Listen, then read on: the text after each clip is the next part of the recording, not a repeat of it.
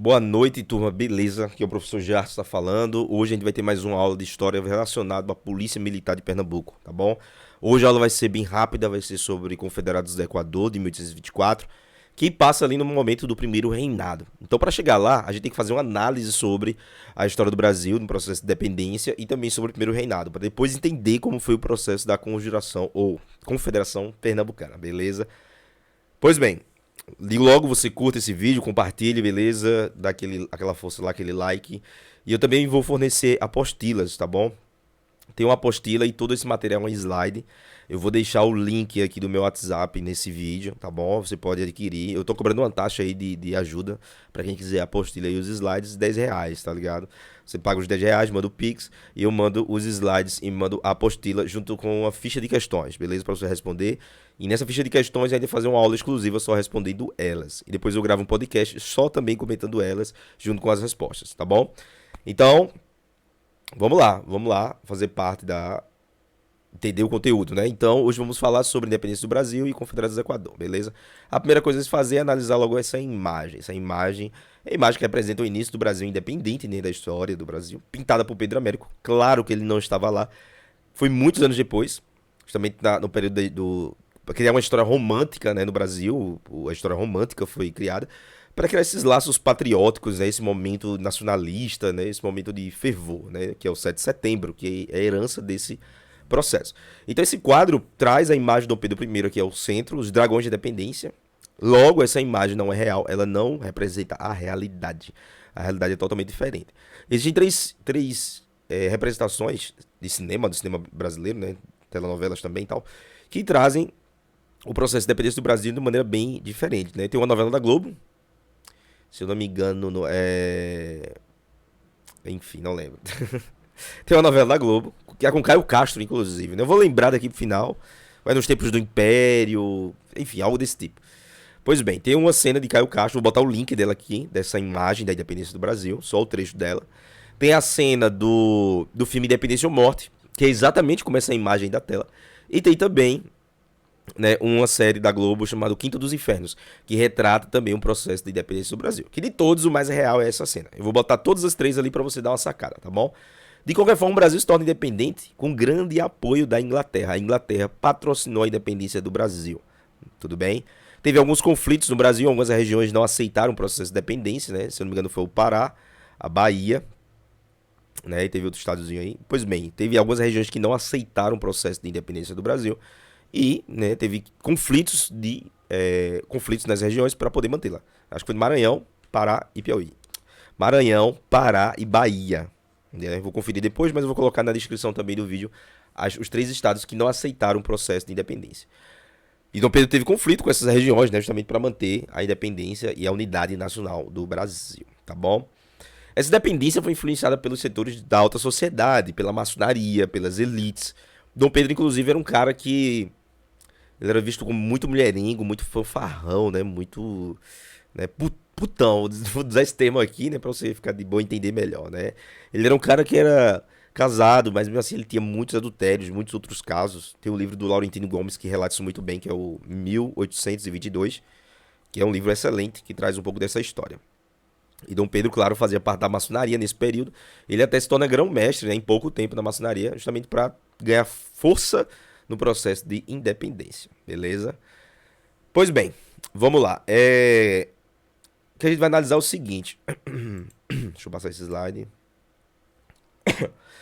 A chegada da família real tem total influência nesse processo. A gente já falou dela aqui em outros momentos. Tem grande influência no processo de independência do Brasil. Eles vão dar um passo muito grande com a abertura dos portos brasileiros às nações amigas. É isso que acontece no período considerado joanino, assim que ele chega no Brasil, né? Ele cria essa lei, assina esse decreto.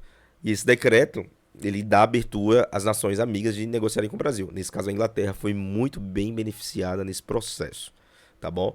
Nessa situação, os ingleses vão começar a querer manter a independência econômica do Brasil. E para manter essa independência econômica, o Brasil tem que se desligar de Portugal, coisa que os portugueses não queriam. Então, a família real vindo para cá dá esse gostinho, tá ligado? Cria esse saborzinho que a galera não quer mais perder. Os comerciantes brasileiros não querem perder de negociar com outras nações.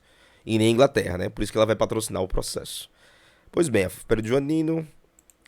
A gente falou aqui sobre as revoltas, né? As revoltas foram marcantes também do processo, influenciadas pelo iluminismo. Foi o assunto da aula passada. Deixa eu botar aqui minha imagem mais para baixo aqui. Não, melhor em cima, aqui, pronto. Influenciado pelo iluminismo, isso a gente viu aula passada, que foram as revoltas, né? Inconfidência Mineira, Conjuração Baiana e a Revolução Pernambucana, beleza? Esses três movimentos que foram marcantes na história do Brasil e que vão ajudar no processo da independência. Beleza? Prosseguindo aqui. Pois bem, eu fiz um risquinho aqui, mas deixa eu apagar aqui, galera. Ó, a independência do Brasil, né? Com o retorno da família real, o filho de Dom João ficou no Brasil. Quem é o filho de Dom João? Dom Pedro, né? Dom Pedro, que tá aqui na imagem no dia do fico, ele fica no Brasil, beleza? Então, as cortes portuguesas queriam que o mesmo retornasse a Portugal no ano de 22. Em janeiro, eles escolhem ficar no Brasil, no episódio conhecido como Dia do Fico, tá bom? Então, o Dia do Fico é essa imagem aqui, ó. É o Dia do Fico, tá bom? Em setembro, as tensões se agravam e no dia 7, Pedro declara o desligamento com as cortes portuguesas e a independência do Brasil, que ela não acontece de maneira imediata, né? Demora alguns anos até para ela se consolidar. Tem entrado esse dia para a história nacional, né? O 7 de setembro é o dia muito comemorado, né? Inclusive, eu acho engraçado fazer a comparação entre o 7 de setembro e o 15 de novembro. 15 de novembro é um dia esquecido, ninguém sabe nem que diabo é a proclamação da República.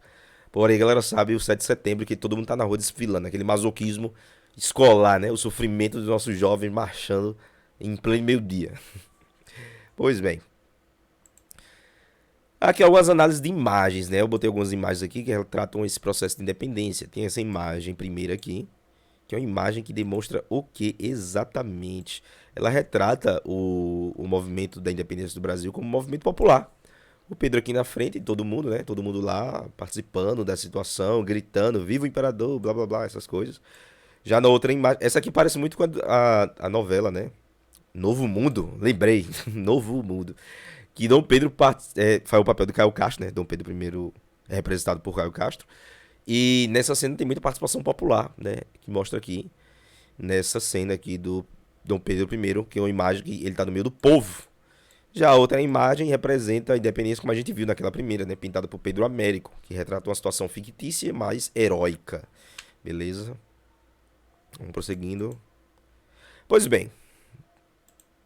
Aí vem o primeiro reinado, né? O primeiro reinado é o período de 1822 até 1831, em que o Brasil é governado por Dom Pedro I. Essa fase é conhecida como primeiro reinado, tá bom? E esse primeiro reinado vai ser marcado principalmente pela situação da dívida do Brasil, né? O Brasil vai ter uma dívida, a dívida externa, porque vai pegar um empréstimo com a Inglaterra para pagar a independência, né? Tem uma indenização que o Brasil paga a Portugal. E inicia o processo de dívida externa, beleza? Nesse período, vai ocorrer a revolta dos confederados do Equador. E outras revoltas, por exemplo, a Guerra da Cisplatina, que é a independência do Uruguai, vai acontecer também no primeiro reinado. Mas o que interessa a gente agora é justamente a Confederação do Equador. Mas para isso, temos que entender como foi o governo de Dom Pedro I, porque uma influencia a outra. Vamos avançar. Então, durante o primeiro reinado, para se consolidar o governo, precisava-se, claro, de um projeto constitucional, no caso, uma Constituição.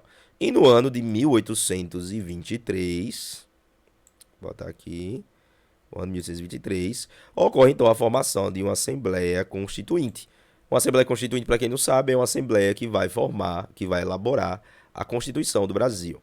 E essa Assembleia foi formada em 23, tá bom? Em 23, com representantes de vários estados do Brasil. Nesse caso, era muito ligada à elite, né? À aristocracia rural brasileira, tá bom? Que, inclusive, esse grupo vai elaborar esse primeiro projeto constitucional.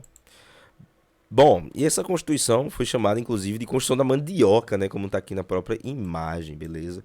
Aqui, ó. Por que Constituição da Mandioca? Basicamente porque nesse período os eleitores eram, o caso do voto era censitário, isso nessa Constituição. E para o cara votar, ele tinha que ter 150 alqueires de plantação de mandioca, veja. Alqueires é um tipo de cesta que coloca no animal, né? Então, era assim que os eleitores eram colocados nessa Constituição de 23. Por isso que ela foi chamada de Constituição da Mandioca, beleza? Só que Dom Pedro I achou essa Constituição uma tremenda fuleiragem e decidiu então dissolvê-la. Então ele dissolve a Constituição, dissolve a Constituinte. Esse episódio é conhecido como A Noite da Agonia, né? Tem a cena desse episódio no filme Independência ou Morte, que tá no YouTube, eu vou deixar o link aqui, tá bom? Então, vê aqui, ó. Percebendo a jogada, já que essa Constituição também, ela foi elaborada, nesse caso aí, pelo irmão do José Bonifácio, Antônio Carlos de Andrade Silva. E ele era um cara que gostava muito dos preceitos iluministas, das ideias iluministas e defendia de fato a divisão dos três poderes, né, a diminuição do poder do imperador, porém ele acreditava muito no liberalismo econômico, que também é um modelo econômico que vem do iluminismo, beleza? Pois bem, Dom Pedro odiou essa fuleiragem, porque esse negócio de iluminismo, tirar os poderes do rei, Dom Pedro não queria. Então ele dissolve a Constituinte e outorga uma nova Constituição em 1824. Esse momento da história, que ele dissolve a Constituição de 23 e elimina a Constituinte, é considerado como a Noite da Agonia, tá bom? Que é um evento bem interessante da história, onde os deputados ficaram presos dentro do parlamento, produzindo um projeto constitucional, e quando foram de manhã, eles foram todos detidos e deportados para os seus estados. Porém, Dom Pedro, ele, né, cria a Constituição, ele outorga a Constituição de 24. O que é outorgar? A aula de direito constitucional agora, né? Promulgar é quando você promulga, quando você, o Estado, os representantes do povo eleitos, eles criam a Constituição. Quando você outorga, é quando um cara só, no caso o imperador, ou o rei, ou o presidente, sei lá, faz sozinho a Constituição e joga pro povo goela abaixo, sem participação do Congresso, sem os representantes do povo. A nossa Constituição, ela foi promulgada. Outorgada é quando ela é imposta pelo imperador. Vamos lá. Modelada nas ideias francesas, inglesas e com influência da Constituição portuguesa, a Constituição de 24 trazia como principais pontos: número 1, governo monárquico hereditário, beleza? O governo agora é hereditário. Catolicismo como religião oficial, tudo agora passaria pela Igreja Católica, beleza? E a Igreja Católica, né, pertenceria ao Estado, como diz aqui no ponto 3, né? Submissão da igreja ao Estado, que é o chamado de padroado. Nesse caso, o padre se tornava um representante do Estado. E Dom Pedro se tornaria um representante da igreja, beleza? Do Vaticano aqui no Brasil. O voto seria censitário, baseado na renda, claro, aí tinha um determinante de renda nesse processo. O voto, obviamente, é aberto, todos poderiam ver, nesse caso, não secreto, beleza? Então, esses são os pontos aí dessa Constituição. Tem mais ainda, viu? Aqui, ó. As eleições eram indiretas. Como eram assim eleições indiretas? Tinha os eleitores, que eram dois tipos, né? Dois tipos de eleitores. Tinha os eleitores de paróquia, né? E os eleitores de província, beleza? Que era assim que funcionava. Os eleitores de paróquia, eles elegiam os eleitores de província. E os de província elegiam os deputados e elegiam os senadores. Então tem uma escalazinha, né? Você ganha tanto, você é de paróquia. Você tem tanto, você é de província. E vocês elegiam os deputados e senadores. Beleza. O poder, ele foi dividido em quatro partes, né? Teve o poder executivo, judiciário, legislativo e, claro, o poder moderador. O poder moderador foi o último poder. Esse poder, no caso, você sabe como funciona. Executivo, isso é o pensamento iluminista, né? Executivo, exercido pelo imperador e seus ministros. Judiciário, pelo Supremo Tribunal de Justiça. E o legislativo, é exercido pela Assembleia Geral. Nesse caso, ele criou um quarto poder, e esse quarto poder iria governar os outros três. Era o chamado poder moderador, exclusivo do imperador, beleza? Ele criou um autoritarismo disfarçadozinho, né? Criou uma ideia aí constitucional e autoritária, tá bom? Ao otorgar a Constituição de 24, Dom Pedro conseguiu descontentar todos os setores da sociedade. Então todo mundo ficou puto, velho, com Dom Pedro, velho. Dom Pedro virou um filho de uma mãe.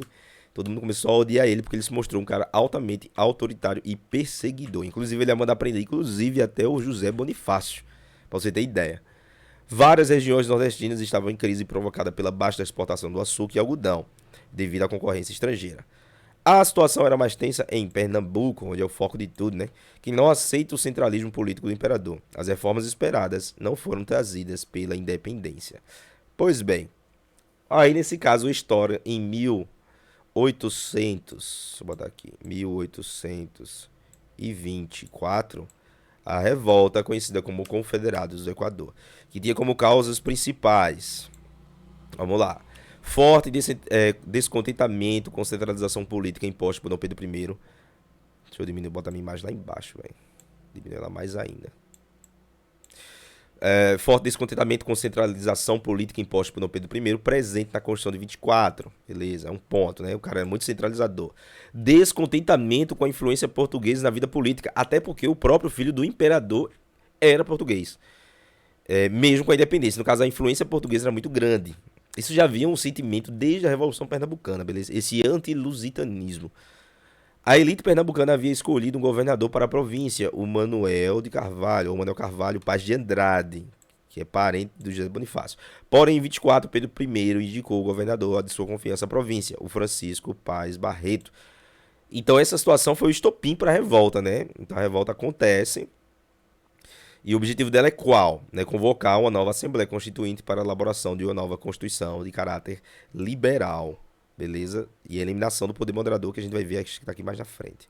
Aí vem, ó, diminuir a influência do governo federal nos assuntos regionais, políticos regionais. Acabar com o tráfico de escravos para o Brasil. Ó, um ponto interessante, acabar com o tráfico de escravos no Brasil. É um ponto muito marcante. Organizar forças de resistência populares contra a repressão do governo central imperial. E a última, formação de um governo independente na região, beleza? Então era isso que eles queriam, uma ideia de confederação, beleza? Que é justamente isso. É um governo que é unido, porém tem suas próprias peculiaridades, podemos dizer assim, tá bom? Como é nos Estados Unidos. Então, o primeiro reinado continuando, né? Aí a revolta ainda dos confederados, eles criaram essa simbologia aqui, né, para representar os confederados. Esse aqui é o Frei Caneca, que tá aqui na imagem, tá bom? Foi um movimento contra a autoridade do imperador e contra a Constituição, né, como a gente já viu. Movimento... Deixa eu botar a imagem mais um pouquinho aqui. Movimento ocorreu no Nordeste sob influência da Revolução Pernambucana. Vários estados aderiram ao movimento, como o Rio Grande do Norte, Paraíba e o Ceará, viu, galera? Tem também, ó, o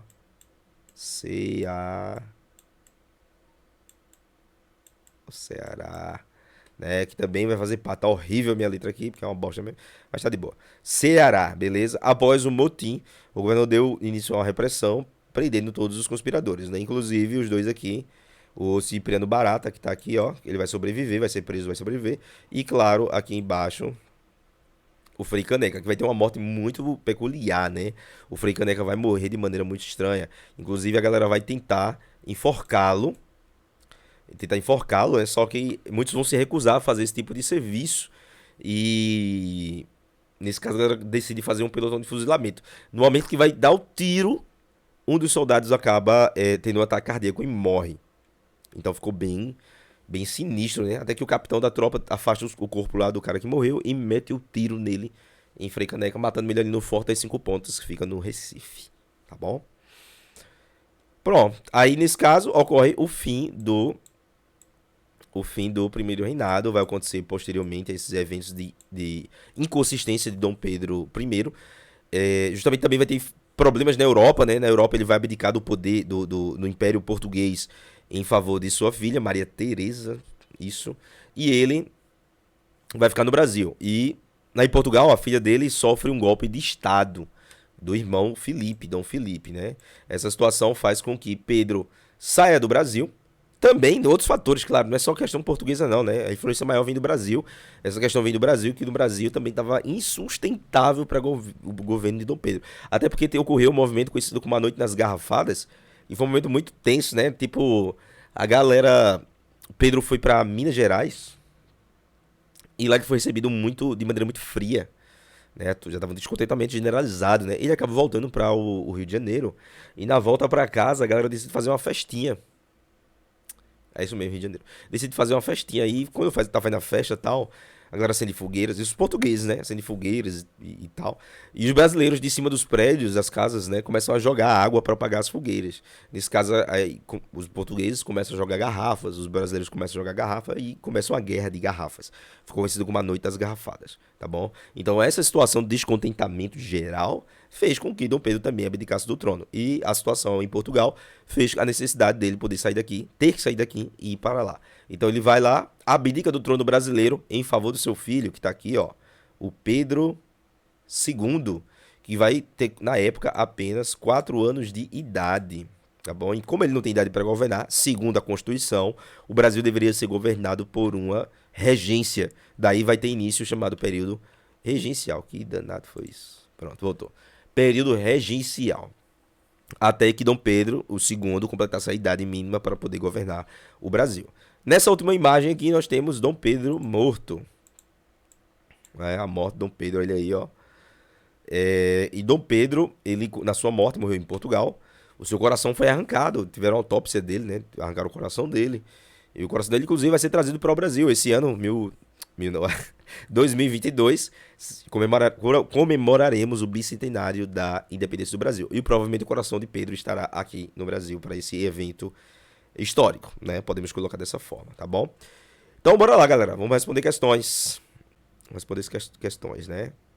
Pois bem, vamos lá. Vou apagar aqui minha imagem um pouquinho para a gente poder visualizar melhor. Beleza? Deixa eu pegar um lápis aqui, ó. As primeiras décadas do século XIX foram marcadas pelos chamados ciclos das insurreições liberais de Pernambuco, com a insurreição 17, a Confederação do Equador e a Revolução Praieira. Essas insurreições se constituíram em movimentos federalistas e, com exceção da insurreição pernambucana, que contrapõe o objeto de independência implantado em 1822 por José Bonifácio e Dom Pedro I, a partir do Rio de Janeiro. No que concerne especificamente a Confederação do Equador, a Confederação do Equador, assinale a alternativa correta. Vamos letra A. Diferente da Revolução Praieira, que defendia a bandeira da abolição, os principais líderes da Confederação do Equador eram anti-abolicionistas. Veja, essa questão está errada.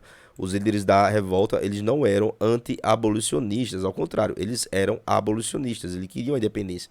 Só que não naquele momento, né? Isso é uma coisa mais gradual, né? Letra B.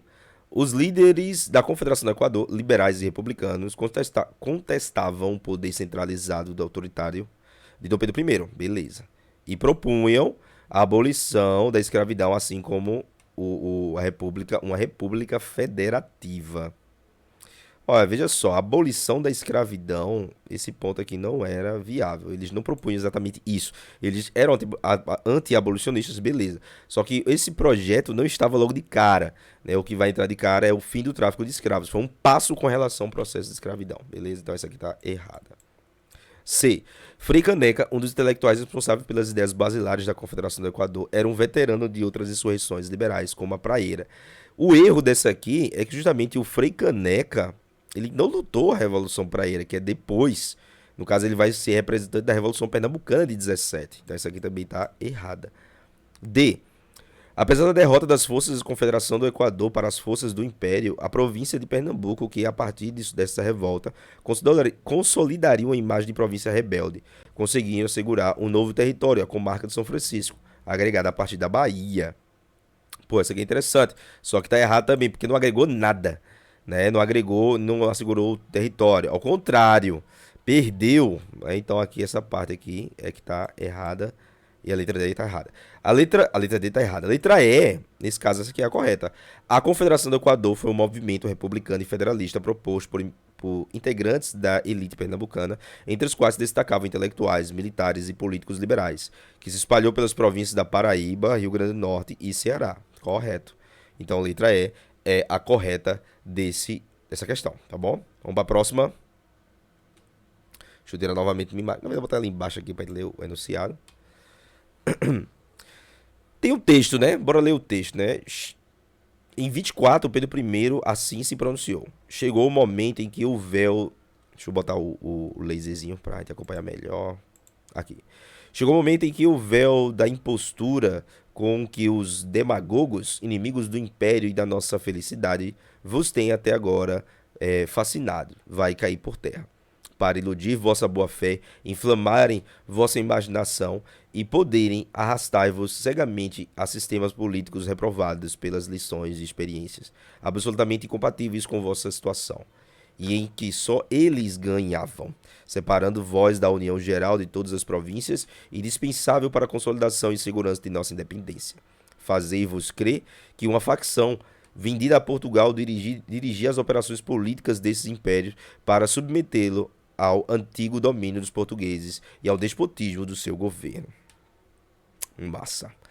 O discurso acima do imperador Pedro I pronunciou sobre a Confederação do Equador. É correto afirmar que essa confederação Letra A.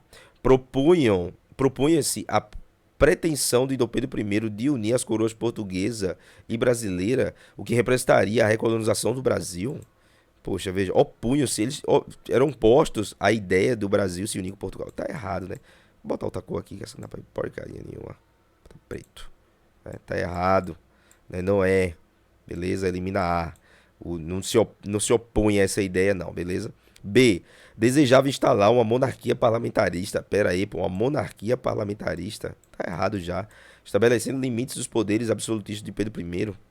Fora. Não queria uma monarquia parlamentarista. C. Posicionava-se contra os privilégios portugueses, incluídos